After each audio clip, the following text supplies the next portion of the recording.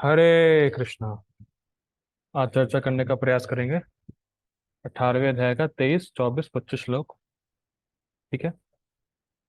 तो हम लोग थीम, जैसे 18वें अध्याय में बहुत सारे थीम है, तो हम लोग अलग अलग थीम को ले रहे हैं डेली। ठीक है। तो आज हम लोग चर्चा करेंगे 3 प्रकार के कर्म के बारे में। देखिए, ये बात पहले भी बताई गई थी कि जैसा जिस व्यक्ति का ज्ञान होता है वो वैसे ही कर्म करता है। भगवान ने कल 3 प्रकार के ज्ञान के बारे में बताया: सात्विक ज्ञान, राजसिक ज्ञान, तामसिक ज्ञान। उस ज्ञान के अकॉर्डिंग कर्म होता है, तो भगवान यहाँ पे 3 प्रकार के कर्म के बारे में बताएंगे। और हम लोगों ने कुछ श्लोक पहले देखा था कि कर्म के 3 प्रेरक हैं: ज्ञान, ज्ञाता और ज्ञेय। ठीक है। ये किसी भी व्यक्ति को कर्म करने की प्रेरणा देते हैं। तो ज्ञान इज वन ऑफ देम। तो जैसा ज्ञान होगा वैसे ही हम कर्म करने के लिए प्रेरित होंगे। ठीक है। अब ये सब पढ़ना क्यों इंपॉर्टेंट है? 3 प्रकार के ज्ञान, 3 प्रकार के ज्ञान, 3 प्रकार के कर्म, सब पढ़ना क्यों इंपॉर्टेंट है? ये पढ़ना इसलिए इंपॉर्टेंट है कि हम समझें कि हम कौन सा कर्म कर रहे हैं और हर कर्म का फल बनता है। बहुत इंपॉर्टेंट है। आप जो भी क्रिया कर रहे हैं उसका कर्म फल बन रहा है, भले आप देख ना पाए। मैंने एग्जांपल ये देता हूँ। मान लीजिए अभी लाइट जल रही है। ठीक है। जितनी देर क्लास होगी उतनी देर लाइट जलेगी, और उसका बिजली का बिल बन रहा है, भले हम देख ना पा रहे। ठीक है। तो वैसे ही सारे कर्मों का फल बनता ही है, भले ही हमें दिख ना रहा हो। तो हमें ये समझना है कि कौन से कर्म से हमारी उन्नति होगी और कौन से कर्म से हमारी अवनति, अवनति मतलब अ, अधोगति होगी। ये हमें जानना होगा। ठीक है। हमें समझना होगा, जानना होगा, इसलिए हम ये 3 प्रकार के कर्मों के बारे में पढ़ रहे हैं। ठीक है। तो जो 23वां श्लोक है, ये सात्विक कर्म के बारे में बता रहा है। ठीक है। तो हम लोग पढ़ते हैं श्लोक। नियतम संगरहितम अराग द्वेषतः कृतम अफल प्रेप्सुना कर्म यत् सात्विकमुच्यते। नियतम संगरहितम अराग द्वेषतः कृतम अफल प्रेप्सुना कर्म यत् सात्विकमुच्यते। नियतम संगरहितम अराग द्वेषतः कृतम अफल प्रेप्सुना कर्म यत् सात्विकमुच्यते। संस्कृत देखिए। ठीक है, संस्कृत देखिए। नियतम, नियतम मतलब जो शास्त्र के अनुसार मेरे लिए प्रिस्क्राइब्ड किया गया है कि तुमको ये करना ही है, इसको बोलते हैं नियतम। और इसमें मूड का कोई प्रश्न नहीं होता है कि आज मेरा मन नहीं कर रहा है, आज मुझे अच्छा नहीं लग रहा, हाउ डू यू फील, इसका कोई प्रश्न नहीं है। नियतम मतलब शास्त्र जो आपके लिए कर्म करने को कह रहा है वो आपको करना ही है, चाहे आपको अच्छा लगे, चाहे आप मन लगे करें या मन मारे करें, आपको करना ही है, करना ही है, करना ही है। जैसे भक्ति के एस्पेक्ट में हमें सुबह नाम जप करना ही है, एकादशी का पालन करना ही है, और गीता पढ़नी ही है, भले हमें कितना भी कष्ट हो, कितनी भी तपस्या हो। ठीक है। तो नियतम मतलब जो हमारे लिए शास्त्रों से प्रिस्क्राइब्ड कर्म है उसको हमें करना ही है। अच्छा, करना कैसे है? संग रहितम, आसक्ति से रहित होकर करना है। यहाँ पे संग का अर्थ है कि मैं ही अकेला करता हूं और इस कर्म के फल को मैं भोगूंगा, इस आसक्ति से रहित होकर करना है। ठीक है। और अराग द्वेषतः, राग और द्वेष से मुक्त होकर, जैसे जो कर्म मेरी इंद्रियों को अच्छे लग रहे हैं पर अगर वो मेरे लिए अच्छे नहीं हैं तो मैं उसको त्याग दूंगा। जैसे सुबह गधे बेच के सोना, जैसे लोग घोड़ा बेच के कहते हैं, मैं गधे बेच के कहता हूँ सुबह घोड़े बेच के सोना सबको अच्छा लगता है, पर नहीं, हमें सोना नहीं है, हमें उठना है। तो सोना हमारे इंद्रियों को अच्छा लग रहा है, पर हमें उसके जो राग है, जो नींद के प्रति राग है, उसको छोड़ना है, हमें उठना है, हमें नींद को त्यागना है। तो ये तो हो गया राग के संबंध में। हमें सुबह उठ के स्नान करना अच्छा नहीं लगता, स्नान के प्रति मेरा द्वेष है, उसको भी त्यागना है, सुबह स्नान करना ही है। जैसे एग्जाम्पल समझिए, जैसे जॉन्डिस का पेशेंट है कोई, तो जॉन्डिस व्यक्ति को खट्टी चीजें पसंद होती हैं, पर उसको खट्टी चीज खानी नहीं है। उसको मीठी चीज पसंद नहीं होती है, पर उसको मीठी ही चीज खानी। तो हमारा इंद्रिय तृप्ति की तरफ राग है, उसको छोड़ना है। और कृष्ण की सेवा के प्रति द्वेष है, पर कृष्ण की सेवा करनी। ठीक है। तो नियतम संग रहितम अराग द्वेषता कृतम। और अफल प्रेप्सुना कर्मा, प्रेप्सु का अर्थ होता है इच्छा। कोई भी फल की इच्छा से रहित होकर कर्म करना है। अब प्रश्न ये उठेगा, जब मुझे फल की इच्छा ही नहीं है, तो मैं कर्म क्यों करूं क्यों? ध्यान देना होगा, भौतिक इच्छा या भौतिक फल। हमें भौतिक फल के लिए कोई कार्य नहीं करना। मतलब मैं यज्ञ कर रहा हूं, तपस्या कर रहा हूं जिससे कि मैं स्वर्ग प्राप्त करूं, इस जगत में महान बनूं, ये नहीं होना चाहिए। देखिए, फल की इच्छा तो होगी ही होगी, तभी कर्म होगा। पर यहाँ भौतिक फल की इच्छा नहीं होगी, हृदय का शुद्धिकरण ये उसका फल होगा, या इस इच्छा से वो कर्म करेगा। ठीक है। तो यह तत् सात्विकम उच्यते, ऐसा कर्म सात्विक कर्म कहते हैं। तो क्या गुण देखे सात्विक कर्म के? फर्स्ट, नियतम, शास्त्र के अनुसार, शास्त्र जो आपको आदेश दे रहा है। संग रहितम, मैं अकेला करता हूं, मैं इस फल को भोगूंगा, इससे मुक्त होना। राग और द्वेष से मुक्त होना, बिना भौतिक फल के इच्छा से कार्य करना। तो अगर ये गुण है, तो ये कर्म सात्विक कहलाता है। ठीक है। ठीक है, प्रभुपाद जी का अनुवाद देखिए। जो कर्म नियमित हैं और जो आसक्ति, राग या द्वेष से रहित, कर्म फल की चाह के बिना, कौन सा कर्म फल? भौतिक कर्म फल चाह के बिना किया जाता है, वह सात्विक कहलाता है। ठीक है। गीता भूषण टीका देखिए। भगवान अब यहाँ तीन गुणों के अनुसार कर्मों को तीन श्लोकों में बताएंगे। स्पष्ट है।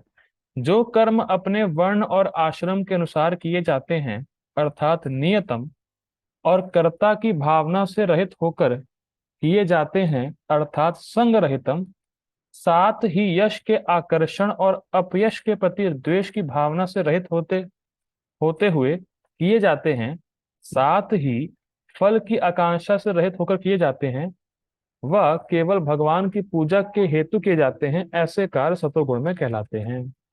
सिंपल समझिए। ब्राह्मण, क्षत्रिय, वैश्य और शूद्र के अलग अलग कर्म होते हैं। ठीक है, उनके स्वभाव के अनुसार। तो शूद्र को कभी ये नहीं सोचना चाहिए कि मैं ब्राह्मण के कर्म करूंगा और उससे मैं बहुत फेमस हो जाऊंगा। या ये क्षत्रिय कभी ना सोचे कि मैं ब्राह्मण बन जाऊंगा। ये सब नहीं चलेगा। हर व्यक्ति अपने स्वभाव के अनुसार और शास्त्र में जो उसके लिए प्रिस्क्राइब्ड कर्म है वो करे, पर उसका जो स्वभाव है वो शास्त्र के अनुसार गाइड होना चाहिए। सिंपल है। मतलब मेरा कोई एक पर्टिकुलर स्वभाव है, मैं क्षत्रिय स्वभाव का हूं, मुझे लड़ना पसंद है या फाइटिंग करना अच्छा लगता है, तो फाइटिंग करूं, पर धर्म के लिए करूं, या शास्त्र के अनुसार करूं। जैसे ब्राह्मण को दान लेने का मतलब परमिशन है, तो ये नहीं कि ब्राह्मण दान कलेक्ट करे और फिर इंद्र तृप्ति में लगाए, ये शास्त्र के अकॉर्डिंग नहीं है। तो ऐसा नहीं होना चाहिए। ठीक है। ब्राह्मण खुद को जानबूझ के गरीब रखते थे और सबको शास्त्र के अनुसार गाइड करते थे, ये उनका कर्तव्य है। तो जो वर्ण और आश्रम के लिए नियत कर्म है, उसको करें, पर शास्त्र के आदेश पे, ये ध्यान होना चाहिए। और नियत का मतलब ही होता है, मुझे अच्छा लग नहीं रहा है, पर मेरे लिए अच्छा है तो मैं करूंगा। यही मतलब ही होता है नियत कर्म का। ठीक है। परपट देखिए प्रभुपाद जी का। विभिन्न आश्रमों तथा समाज के वर्णों के आधार पर शास्त्रों में संस्तुत वृत्ति परक कर्म, जो अनासक्त भाव से अथवा स्वामित्व के अधिकारों के बिना प्रेम घृणा भाव रहित परमात्मा को प्रसन्न करने के लिए आसक्ति या अधिकार की भावना के बिना कृष्ण भावना में किए जाते हैं, सात्विक कहलाते हैं। प्रभुपाद जी पूरा एक ही बार में कंक्लूड कर दिए। देखिए, वृत्ति परक कर्म मतलब जो ब्राह्मण, क्षत्रिय, वैश्य, शूद्र के स्वभाव के अनुसार कर्म होते हैं, या ब्रह्मचारी, गृहस्थ, वानप्रस्थ, सन्यासी के जो कर्म होते हैं, उसको बोलते हैं वृत्ति परक, कि कौन से वर्ण और आश्रम के अनुसार जो कर्म है। ठीक। अनासक्त भाव मतलब कि मैं अकेला करता हूं, मैं फल भोगूंगा। ठीक है। और स्वामित्व मतलब सब कृष्ण का है। और प्रेम घृणा भाव रहित मतलब राग और द्वेष से मुक्त। तो टीका में देखा था। ठीक है। अगर कोई इस प्रकार से कर्म करता है तो ऐसा कर्म सात्विक कहलाता है। ठीक है। अब देखिए राजसिक कर्म। यत्तु कामेप्सुना कर्म सा अहंकारेण वा पुनः क्रियते बहुलायासम तत्राजसम तत्राजसम उदाहृतम। यत्तु कामेप्सुना कर्म सा अहंकारेण वा पुनः क्रियते बहुलायासम तत्राजसम उदाहृतम। यत्तु कामे पुस्ना कर्म सा अहंकारेण वा पुनः क्रियते बहुलायासम तत्राजसम उदाहृतम। संस्कृत देखिए। यत तू, तू मतलब लेकिन, यत तू लेकिन जो, कामेप्सुना कर्म, जो कर्म काम इच्छा से किए जाते हैं, मतलब इसके बदले में मुझे कोई भौतिक भोग प्राप्त हो, इस प्रेरणा से जो कर्म किए जाते हैं, सा अहंकारेण, वह पुनः, और साथ ही अहंकार की भावना से, मैंने किया है, मेरी मेहनत से हुआ है, मैं करने वाला हूं, मैं कितना महान हूं, ये अहंकार से युक्त होकर करते हैं। और बहुलायासम, आपने हिंदी में शब्द सुना होगा प्रयास। ठीक है। प्रयास का मतलब होता है प्रकृष्ट रूपेण आयास, अच्छे प्रकार से परिश्रम करना। तो यहाँ पे है बहुला आयास, मतलब बहुत ज्यादा प्रयास कर रहे हैं। ठीक है। बहुत ज्यादा मेहनत कर रहे हैं किसी चीज को पाने के लिए। तो तत्राजसम उदाहृतम, तो ऐसे कर्म राजसिक होते हैं। तो राजसिक कर्म कर्म में क्या गुण देखे आपने? राजसिक कर्म के गुण है, कर्म करेगा काम इच्छा को पूरी करने के लिए। दूसरा, अहंकार बहुत होगा, मैंने किया है, मैं कितना महान हूं। और तीसरा, ऐसी चीज को पाना चाहेगा या ऐसा कर्म करेगा जिसमें बहुत प्रयास है। वो तो नाम नहीं लेंगे कंपटीशन में कितना प्रयास है, पर ठीक है। ठीक है, जो करना है करिए, लेकिन राजसिक है वो। ठीक है। अब देखिए, अब एक प्रश्न उठता है, क्या सात्विक लोग या सात्विक कर्म करने वाले लोग प्रयास नहीं करते? भाई जैसे यहाँ पे लिखा है बहुलायासम, बहुत प्रयास करते हैं। तो क्या सात्विक लोग प्रयास नहीं करते, वो खाली बैठे रहते हैं? देखिए बहुत सुंदर है, वो प्रयास करते हैं पर नियतम, वो शास्त्र के आदेश पे प्रयास करते हैं। जैसे शास्त्र के मतलब जैसे प्रभुपाद जी ने बताया, और शास्त्रों में भी कई जगह वर्णित है कि गृहस्थ जीवन में केवल 8 घंटे काम करना चाहिए। या कोई व्यक्ति गृहस्थ आश्रम में है, कोई भी नौकरी कर रहा है, तो 8 घंटे काम करना चाहिए उसको। लेकिन अब कोई सोचे नहीं, मैं बहुत पैसा कमाऊंगा, बहुत मेहनत करूंगा, तो उसमें ये 3 चीजें अपने आप आ जाती हैं। क्या? काम इच्छा को पूरा करना और अहंकार। मैं पैसा कमाऊंगा, पैसे से मैं इतना अमीर हो जाऊंगा, मैं इतना भोग प्राप्त करूंगा, नहीं सोचता है व्यक्ति। लेकिन वो देखिए, ऐसे एक भक्त बता रहे थे, वो दोनों दोस्त हैं, मतलब 2 लोग हैं, एक भक्त है और एक भक्त, ठीक है, नहीं है, वो थोड़ा थोड़ा भक्ति करते हैं। तो एक मतलब भक्त बता रहे थे कि अरे यार, मैं इतनी मेहनत करता हूँ, बहुत कम रुपया कमा पाता हूँ। वो कुछ करता नहीं है, तब भी बहुत पैसा कमा ले रहा है। मतलब थोड़ा सा मेहनत करेगा बहुत पैसा कमा लेगा, और मैं बहुत मेहनत करता हूँ, पैसा नहीं कमा पाता। तो व्यक्ति समझ नहीं रहा है, जो उसको पैसा मिल रहा है वो उसके पहले का दिया हुआ दान ही है जो लौट के आ रहा है, और वो आएगा चाहे कुछ भी ना करो आप। जैसे हमारे बीच, जैसे अभी जब वृंदावन धाम गए थे, तो अपूर्व प्रभु जी को मैंने मिलवाया एक प्रभु जी से, कुछ नहीं करते, बहुत पैसा है। तुमको यकीन हुआ? अरे वाकई में प्रभु जी आप सच बोलते थे क्लास में। मैं सच ही बोलता हूँ भैया, पर बस ये है कि आप लोगों को विश्वास नहीं होता होगा। ऐसा है, व्यक्ति कुछ नहीं कर रहा है, बहुत पैसा है उसके पास। तो पैसा आपके पहले के दिए हुए दान से ही लौट के आता है। ठीक है, थोड़ा बहुत प्रयास करो, लेकिन राजसिक कर्म क्या है? बहुलायासम, बहुत प्रयास में लगे। जैसे महाराज जी बताते हैं, दादा गोविंद महाराज जी, कि आप चींटी को देखिए, चींटी को, चींटी का पेट कितना छोटा सा है, लेकिन चींटी को आप कभी भी स्टैटिक नहीं पाएंगे, मतलब खड़ा हुआ केवल, वो खाली खाली खाली खड़ी हुई है, मतलब कुछ कहीं मूवमेंट नहीं हो रहा उसका। आप जब भी चींटी को देखेंगे इधर उधर घूमती रहती है। हाँ, समय चलती रहती है, यहाँ से वहां, यहाँ से वहां, ये इकट्ठा करना, वो इकट्ठा करना, ये बनाना, वो बनाना, घर बनाना। और एक कोई व्यक्ति एकदम से पानी छिड़क देगा, पूरा जो उसने बनाया है वो सब खत्म हो जाएगा, उसकी सारी मेहनत पानी में। वैसे हम लोग हैं, दिन रात ये वो करते हैं, और जब मृत्यु आई, खत्म। कुछ ले जाके नहीं, कुछ लेने के अपने साथ में। ठीक है। देखिए, पूरे दिन में एक बार विचार करना चाहिए कि मैं मरूंगा भी।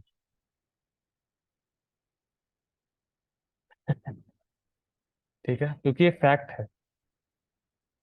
ठीक है, एक दिन में एक बार कम से कम मैं मरूंगा। ठीक है, बस जब ये विचार आता है तो थम जाते हैं, अरे हाँ यार, मरने पर मैं मरूंगा भी, सबको छोड़ के जाना पड़ेगा। ठीक है, तो बहुत अच्छी बात है। ठीक है, आगे पढ़ते हैं। अनुवाद देखिए पापा जी का। लेकिन जो कार्य अपनी इच्छा पूर्ति के निमित्त प्रयास पूर्वक एवं मिथ्या अहंकार के भाव से किया जाता है, वह रजोगुणी कहा जाता है। तो प्रयास पूर्वक मतलब सतोगुणी लोग प्रयास नहीं करते, नहीं वो करते हैं, और उनका प्रयास रहता है हृदय के शुद्धिकरण के लिए, जिससे मेरा हृदय शुद्ध हो जाए। ठीक है, वो उस प्रयास में लगे रहते हैं। गीताभूषण टीका देखिए, इसमें पापा जी का परपट नहीं, सिर्फ टीका है। हाँ, मैं बताना भूल गया, आज बलदेव विद्याभूषण का डिसअपीयरेंस डे है, और हम लोग बलदेव विद्याभूषण जी की टीका पढ़ते हैं गीता की। बहुत बड़ा सौभाग्य है। एक जगह तो जीव गोस्वामी लिखते हैं, हम जिसकी कृति पढ़ते हैं उसका हम संग करते हैं। बताते हैं जीव गोस्वामी, आप जिस भी व्यक्ति की लिखी हुई किताब को पढ़ेंगे, यू आर विद हिम। इसीलिए प्रभुपाद जी की पुस्तक बड़ी जबरदस्त है। ऐसा लगता है कि प्रभुपाद जी हमसे बातें कर रहे हैं अपने बुक के माध्यम से। प्रभुपाद जी ने बोला भी है, I will live for my books. तो इस समय हम शिला बलदेव विद्याभूषण प्रभुपाद जी का संग कर रहे हैं, गीता भूषण टीका पढ़ के, और करते ही हुए आ रहे हैं काफी सालों से, कृष्ण कृपा है। ठीक है, इस देखिए, इसीलिए जब हम गीता भूषण टीका पढ़ते हैं, या चाहे जिस व्यक्ति की हम कृति पढ़ते हैं, तो जो उसकी श्रद्धा होती है वो उसके कृति के माध्यम से हमारे हृदय में आरोपित होती। इसीलिए बोलते प्रभुपाद जी की बुक्स पढ़िए, तो प्रभुपाद जी की बुक्स पढ़ेंगे तो उनकी श्रद्धा हमारे हृदय में आरोपित हो जाती। ठीक है, तो ये थोड़ा साइड पॉइंट था बलदेव विद्याभूषण का डिसअपीयरेंस डे। चलो, बलदेव विद्याभूषण प्रभुपाद जी की जय। गीता भूषण टीका देखिए, जो कार्य फल की आकांक्षा से किए जाते हैं, जिसमें स्वयं के कर्ता का भाव होता है, अर्थात सा अहंकारेण, और जिसमें बहुत मेहनत होती है, अर्थात बहुलायासम, ऐसे का रजोगुण में कहलाता है। ठीक है, इस संबंध में तो एक बात बोलना चाहूंगा बस। ओ, इसमें टीका, इसमें प्रभुपाद जी का परपट तो है नहीं। प्रभुपाद जी एक जगह अमेरिका में थे। करेक्ट। तो प्रभुपाद जी एक बार अमेरिका में थे, तो प्रभुपाद जी ने बहुत बड़ी बिल्डिंग देखी, और अपने डिसाइपल से पूछा ये क्या है। मतलब छड़ी थी प्रभुपाद जी के हाथ में, छड़ी ऐसे करी, ये क्या है? तो प्रभुपाद जी के शिष्यों ने बोला, क्या है? बिल्डिंग है, और क्या है? बिल्डिंग है। प्रभुपाद जी ने कहा, this is simply stacking of stones. समझ में आता है? Simply stacking of stones. जो छोटे बच्चे होते हैं, अगर आप देखेंगे कभी क्या, या कभी आप भी जब स्कूल टाइम में होते होंगे, तो बच्चे पता क्या करते हैं? बच्चे करते हैं, एक चीज रखेंगे, उसके ऊपर दूसरा रखेंगे, ऐसे रखेंगे, बैलेंस करते हैं उसको, लेकिन इसके ऊपर हो पाता नहीं, हो पाता। ऐसा पता नहीं किया होगा आप लोगों ने कभी? बच्चे, छोटे बच्चे करते हैं, कुछ ये रख देंगे, उसके ऊपर वो रख देंगे, वो रख देंगे, कि बैलेंस होगा नहीं होगा। तो वही पापा जी कह रहे थे, जैसे छोटे बच्चे एक के ऊपर एक सामान रखते हैं, वैसे ही इन बड़े बच्चों ने ईंटें ऊपर ईंटें, एक के नीचे एक के ऊपर ईंटें रख दी हैं, बस। और ये कभी भी बिखर सकता है। मुझे इस बात समझ में नहीं आती, क्या 100 मतलब 100वें फ्लोर पे आप रूम में रहें, उसमें क्या है, मतलब कौन सी बड़ी महानता है ये बताइए। इतनी बड़ी बड़ी बिल्डिंग्स बनी है, लोग 100th फ्लोर पे इतने फ्लोर पे रह रहे हैं, उसे क्या जरूरत है, मतलब क्या मिल जाएगा उससे। उसके लिए फिर लिफ्ट बनाओ, फिर बहुत ये करो वो करो, बहुत मेहनत करते हैं, उसे होगा क्या। जैसे मैं अभी नोएडा में गया था, एक नाना जी रहते हैं मेरे, तो उनका फ्लैट था वहां पे। अरे भाई साहब, क्या ऊंची बिल्डिंग बनी है, बहुत ऊंचा उनके जो है फ्लोर पे था। हाँ वही बताए, बस दिल्ली गए थे, हाँ वही। बहुत ज्यादा ऊंचा, पता नहीं कहाँ फिर। और कितना खालीपन लगता है, फ्लैट में बंधे रहो, कहीं जा नहीं सको, क्या ऊपर से देख रहे हैं भाई क्या क्या है, बालकनी बालकनी में खड़े हुए हैं, बोरिंग बिल्कुल। तो क्या है, बहुला आयासम, राजसिक कर्म है, बहुत मेहनत लगती है सब बनाने में। ठीक है, तो ये सब बातें हो रही हैं। ठीक है, ये राजसिक कार्य हो गया, राजसिक कर्म हो गया। अब देखिए तामसिक कर्म। आज का लास्ट श्लोक, खुश हो गए आप लोग। अरे छोटी सी क्लास थी आज तो। हाँ छोटी क्लास है आज, क्योंकि थीम ले रहे हैं ना। 18वें अध्याय का 25 नंबर श्लोक। अनुबंधम क्षयम हिंसाम अनपेक्ष च पौरुषम मोहाद आरभते कर्म यत्तत्ताम समुच्यते। अनुबंधम क्षयम हिंसाम अनपेक्ष च पौरुषम मोहाद आरभते कर्म यत्तत्ताम समुच्यते। अनुबंधम क्षयम हिंसाम अनपेक्ष च पौरुषम मोहाद आरभते कर्म यत्तत्ताम समुच्यते। संस्कृत देखिए, यत्तत्ताम समुच्यते, इसको तामसिक कर्म कहते हैं। जो किसको कहते हैं, अनुबंधम। अनुबंधम मतलब इस कार्य से बंधन होगा, इसका कोई विचार नहीं। आजकल आदमी खूब मांस खा रहा है, खूब शराब पी रहा है, अवैध संग कर रहा है, जुआ खेल रहा है, कुछ नहीं फर्क पड़ता कि मेरा क्या होगा इससे आगे जाके। क्या जो कभी शराब पीता है या मांस खाता है, इन लोगों को कभी भी मन में आता है कि इससे मेरा कितना बड़ा नुकसान होगा आगे, या मैं कितने गहरे या इतने घोर कर्म बंधन में फंस जाऊंगा। कभी उनके मन में ख्याल ही नहीं आता होगा। जो शराब पीता है उसको नरक में गरम गरम लोहा पिलाते हैं, पूरा वो लेते हैं टैंकर, ऐसे डाल देते हैं, गरम गरम लोहा पीना पड़ता है। पर कोई विचार नहीं आता, कोई ख्याल नहीं कि हम बंध रहे हैं, क्या होगा आगे मृत्यु के बाद, कुछ नहीं, अनुबंधम, फंस रहे हैं। क्षयम, क्षय मतलब विनाशकारी, न्यूक्लियर बॉम्ब बनाना। गोपाल जी बोलते थे भाई लोग तो पहले से ही मर रहे हैं, आप न्यूक्लियर बॉम्ब बना के और तेजी से लोगों को मार रहे हैं, ये काहे का इन्वेंशन है। कुछ ऐसा बनाओ कि मृत्यु ही ना हो, तब माने। अब वो आपके बस की है नहीं। ठीक है, तो क्षय मतलब लोगों का क्षय करना, हिंसा मतलब लोगों को मारना। अनपेक्ष, अनपेक्ष मतलब कि इसका क्या परिणाम होगा, मतलब इस कार्य को करने से मेरी कितनी बड़ी दुर्गति होगी, कुछ नहीं सोचता है। फिर मैंने एकादशी के बारे में बताया था कि जो अन्न खाता है उसको गौ मांस खाने के बराबर है। कुछ भी नहीं सोचना। और वहीं जो सतोगुणी व्यक्ति होगा, वो तुरंत एकादशी के बारे में सुन के कि शास्त्र ये बोल रहा है, और शास्त्र मुझे हरे कृष्णा कृष्ण कृष्ण हरे हरे, हरे राम राम राम हरे हरे, ये करने को बोल रहा है कि मेरा हृदय शुद्ध होगा, तुरंत सतोगुणी व्यक्ति इसको स्वीकार करे, करना शुरू कर देगा। और कई बार शास्त्रों में आता है कि भगवान को प्रसन्न करने का सबसे अच्छा तरीका है भगवान के नाम का जप।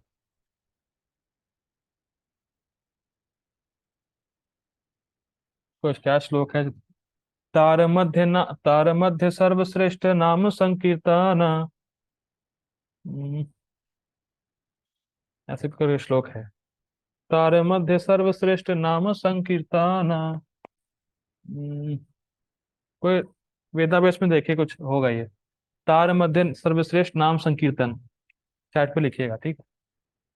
अच्छा श्लोक है, याद नहीं आ रहा है, सेकंड लाइन याद आ रही है।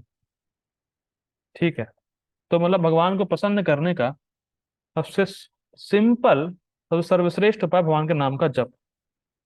तो हम लोगों ने सुना शास्त्र की वाणी, हमने करना शुरू कर दिया। तो विश्वास है, श्रद्धा है, सहज श्रद्धा है। देखिए, आप अपने कार्य का परिणाम देख पा रहे हैं, नहीं देख पा रहे? एकादशी से आप पाप से मुक्त होंगे, दिख तो रहा नहीं है पाप से मुक्त होंगे, लेकिन परिणाम दिख जा रहा है शास्त्र को सुनने से, श्रवण करने से।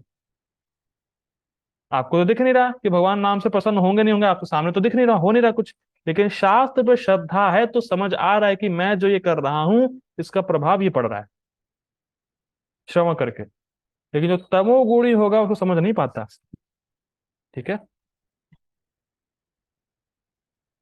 ठीक है। और क्या है? और है पौरुषम। पौरुषम मतलब जबरदस्ती करेगा, जो नहीं करना वो भी करेगा। मोहाद मतलब उसको ये पता ही नहीं है कि क्या धर्म है और क्या अधर्म है, और वो अधर्म को ही धर्म मानता है। ठीक है। ये है मोहाद। और आरभ्यते कर्मा, जो इस प्रकार से कर्म आरंभ करता है तो यह, तो ऐसा कर्म तामसिक कहलाता है। ठीक है।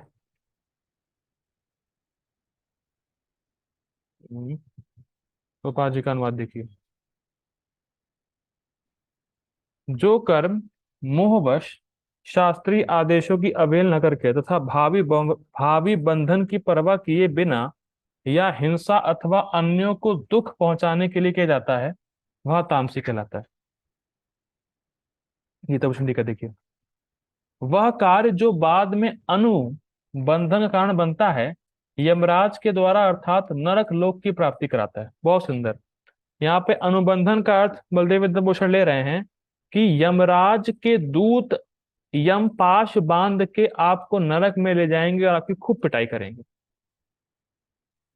कुछ लोग कहेंगे हम नहीं मानते, किसने देखा है नरक स्वर्ग, किसने देखा है, कहाँ है, ये है वो है। भाई साहब, जब नर्क देखना पड़ जाएगा ना तो देखना ही होगा। ये नहीं हम नरक गए देख के आगे क्या हो रहा है, ओ भाग गए, नहीं।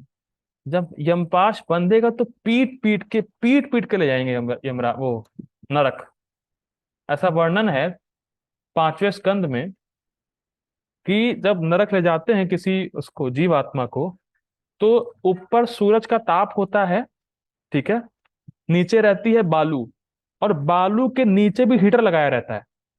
एक तो पहली पहली बालू है, ऊपर सूर्य का ताप, फिर नीचे बालू के नीचे हीटर लगाया हुआ है, और नंगे पांव चलना पड़ता है।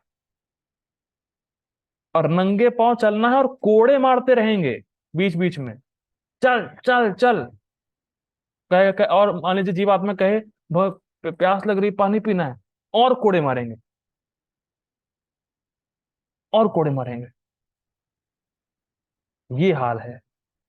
तो एक बार देखना पड़ जाएगा ना भाई साहब, तो फिर देखना ही है, बच नहीं पाएंगे। किसने देखा है? देखना ही नहीं है, ये प्लान करो कि देखना ना पड़े। हाँ। तार मध्य सर्वश्रेष्ठ नाम संकीर्तना, निरपराध नाम लय पाय प्रेम धन। हाँ, बहुत सुंदर। हरे कृष्णा। थैंक यू माता जी। तो ये ऐसा ऐसा होगा नरक ले जाने में, और मारते हैं। ठीक है। वर्णन पूर्ण देखिए, आपको नरक के बारे में पढ़ना है, 5वें स्कंद के 28वें चैप्टर को पढ़ लीजिएगा, 5.28। सारे नरक के बारे में लिखा है, कौन कौन सा नरक है, क्या करोगे, कहाँ जाओगे, और क्या मिलेगा। ठीक है। एक बार तो मैंने सोचा था कि मैं ये पढ़ाऊंगा नरक का वर्णन एक भक्त को, मना कर दिए वो, नहीं नहीं नहीं हमें सुनने नहीं है, नहीं हमें सुनने नहीं है। ठीक है, नहीं सुनना है, कोई बात नहीं है। भक्ति कर रहे हैं तो फिर सवाल ही नहीं उठता वहां जाने का, उसको देखने का। लेकिन ठीक है, सुनना चाहिए, कम से कम सुनेगा तो फिर ख्याल ही नहीं आएगा, मतलब। ठीक है। ठीक है, बताइए। आगे पढ़ते हैं। हिंसा अर्थात जो धर्म का नाश करने वाला होता है और दूसरों दूसरे जीवों को कष्ट देता है, स्पष्ट है। जिसे जबरदस्ती किया जाता है, पौरुषम। जबरदस्ती समझ सकते हैं, जबरदस्ती का मतलब यहाँ पे लिया जा रहा है कि सरिया गाल से यहाँ से वहां छेद कर दिया, या कुछ ट्यूबलाइट खा रहे हैं, किसी तोड़ फोड़ कर रहे हैं, तो जबरदस्ती कर रहे हैं फालतू का। उससे होना क्या है? उससे कुछ नहीं होगा, उससे तो कोई लाभ नहीं होगा, वो कर रहे हैं। ठीक है। और अनपेक्ष अर्थात, अब ये इंटरेस्टिंग है, अनपेक्ष अर्थात अन्य किसी की परवाह किए बिना किया जाता है। सात्विक व्यक्ति किसकी परवाह कर रहा था? शास्त्र के वाक्यों की। अरे शास्त्र में लिखा है मुझे करना है। और यहाँ पे क्या है? अनपेक्ष। अरे हमें कोई मतलब ही नहीं है शास्त्र से। शास्त्र वास्त्र माइथोलॉजी है ये सब। किसी व्यक्ति ने लिख दिया है ऐसे, अरे ऐसे ही है सब, किसी इंसान ने लिख दिया है। ये बहुत बड़ा अपराध है शास्त्र के प्रति, क्योंकि शास्त्र किसी इंसान ने नहीं लिखे हैं, शास्त्र भगवान की श्वास से प्रकट हुए हैं। तो अनपेक्ष, कोई लेना देना नहीं है शास्त्र से। अभी अभी बस जस्ट मैं क्लास के पहले, उस क्लास शुरू करने ही वाला था, तो हम लोग तो बड़ा उत्साहित हैं कह लीजिए, या कंसर्न है, कल पांडव निर्जला एकादशी है। पर मैं एक फैमिली को देख रहा था, रिश्तेदार है मेरे, फैमिली को देख रहा था, उनको कोई इंफॉर्मेशन ही नहीं है कि एकादशी कुछ होती भी है। अब बताइए, हम लोग बड़े कंसर्न हैं, निर्जला एकादशी का बहुत बड़ा दिन है, जब करना है। उनको कोई मतलब सुध बुध ही नहीं है कि एकादशी कुछ होती भी है, कुछ करना भी है, कुछ नहीं। विचार करता भाई मैं, अनपेक्ष, कोई लेना देना नहीं, शास्त्र की कोई परवाह नहीं करना, क्या होगा उनका? ठीक है। और जो मोह के कारण किया जाता है, तो ऐसा कार्य तमोगुण में कराता है। मोह मतलब, मोह देखिए सिंपल समझिए, जी किसने किया? ठीक है। मोह मतलब देखिए, जैसे आहार निद्रा भय मैथुन, ठीक है, ये तो बहुत सामान्य बात है, जानवर और इंसानों में कॉमन है। लेकिन जो तमोगुण में होता है, वो पूरा जीवन अपना आहार निद्रा भय मैथुन में बिता देता है। क्या आप उसको कैच कर पा रहे हैं? हम अगर भक्ति में नहीं आए होते, शास्त्र की बात पता नहीं होती, तो हम अपना पूरा जीवन आहार निद्रा भय मैथुन में बिता रहे होते, क्योंकि पता ही नहीं है हमें। ठीक है। मेरी आवाज आ रही थी अभी? ठीक है। ठीक है। तो मैं कह रहा था कि तमोगुण में व्यक्ति आहार निद्रा भय मैथुन पूरा जीवन बता देता है, उसको कोई सुध बुध ही नहीं होती है, वो कुछ इसके बाहर सोच ही नहीं पाता। इसीलिए प्रचार करना चाहिए।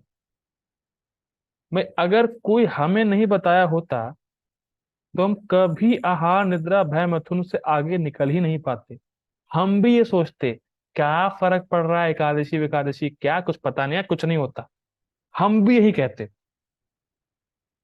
इसीलिए मैं बहुत जोर देता हूँ, प्रचार प्रचार प्रचार। जैसे हम निकल गए जेल से, दूसरों को भी निकालना है। ठीक है। वरना हम सड़ते रहते हैं ऐसे, अगर कोई भक्त आता नहीं बताने के लिए। ठीक है। ओके, मैं ऐसा करता हूँ, प्लीज ज्वाइन अगेन, तब परपुट लेंगे हम लोग। ठीक है। Please join again. Hare Krishna.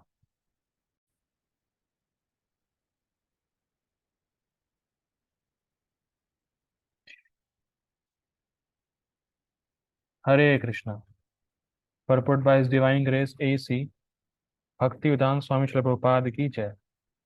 मनुष्य को अपने कर्मों का लेखा राज्य को अथवा परमेश्वर के दूतों को, जिन्हें यमदूत कहते हैं, देना होता है। एक प्रश्न है, यहाँ परमेश्वर का अर्थ क्या है? परमेश्वर कौन है यहाँ पर?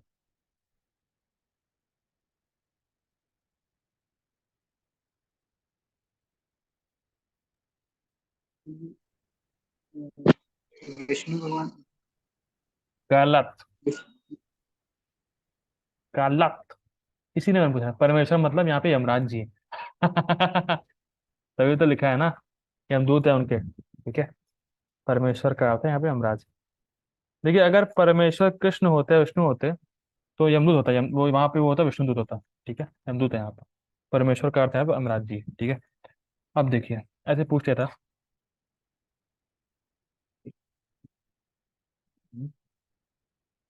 और उत्तरदायित्व विहीन कर्म विनाशकारी है, क्योंकि इससे शास्त्रीय आदेशों का विनाश होता है। बहुत सुंदर उपाधि लाइन समझाऊंगा। यह प्रायः हिंसा पर आधारित होता है और अन्य जीवों के लिए दुखदाई होता है। देखिए, बहुत सिंपल और बहुत सुंदर पापा जी बात कह रहे हैं।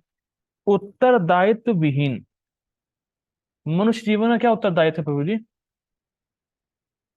मनुष्य जीवन जो मिला था, क्या उत्तरदायित्व है? कि हम भक्ति करें भक्ति करें, करेक्ट।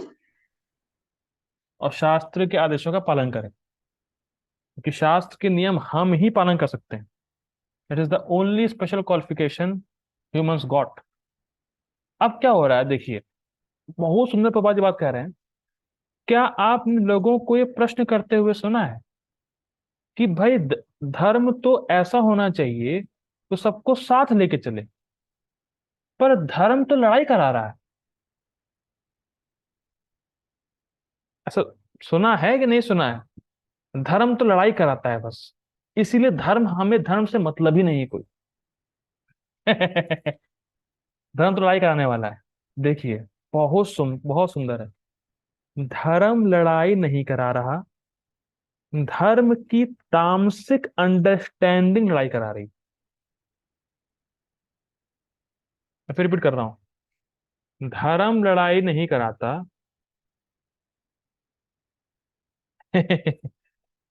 धर्म लड़ाई नहीं कराता, धर्म की तामसिक अंडरस्टैंडिंग लड़ाई कराती है। यानी धर्म की गलत अंडरस्टैंडिंग है लोगों में, इसलिए लड़ाई हो रही। क्योंकि असली धर्म तो क्या है? भगवान से प्रेम करना।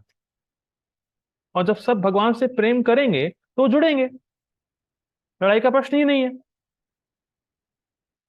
लेकिन लड़ाई क्यों हो रही है? क्योंकि धर्म का पालन करने वाले तामसिक हैं। तामसिक क्यों है? शास्त्र के आदेशों का पालन नहीं कर रहे। थप्पा लगा लेते हैं, हम हिंदू हैं, हम मुस्लिम हैं, हम ये हैं, हम वो हैं।